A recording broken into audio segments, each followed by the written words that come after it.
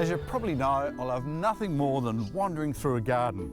Australia's Open Garden Scheme closed earlier this year, but the good news is a group of South Australians have formed a new committee, Open Gardens SA. I'm talking about this new season in the August issue of SA Life magazine. More than 30 gardens will open in the coming months, and many of them have never opened their gates before. So why not put a few on your list to visit? This, of course, is one of our largest open gardens, and it's open all year round, and it's a real treasure. And the horticultural staff are always doing something different. Horticulturalist Nick Milton took me to see the City Crop in the southeast corner. It's a plot designed to showcase rural crops grown in our state.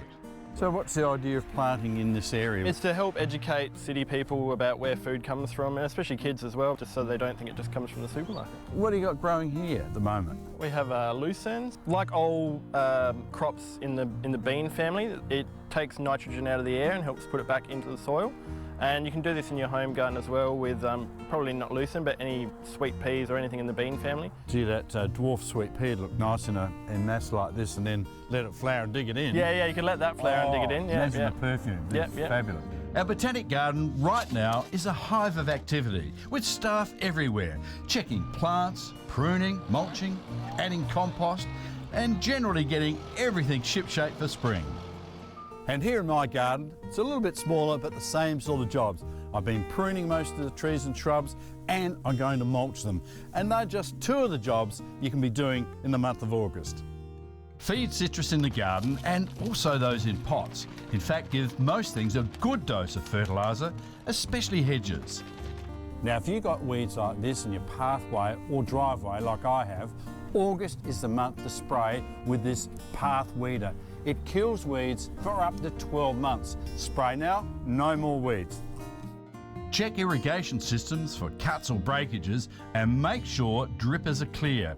Now, we've had some dry winter spells, so make sure to give everything a really good soak.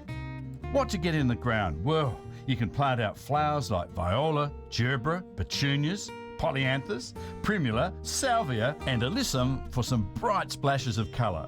It's also time to establish or add to your herb garden. I'm going to put in bay, thyme, coriander and dill, but I might add a few more as the weeks go by.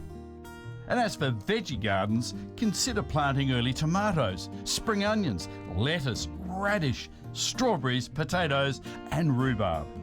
Now it's also time to harvest the last of those winter vegetables, such as my sweet potato. I've grown them for months and I'm dying to find out what they're like, so fingers crossed. Here we go, what have we got? Oh look, this is the first year I've ever tried to grow sweet potato. I reckon I've got enough for one chip, so better luck next year.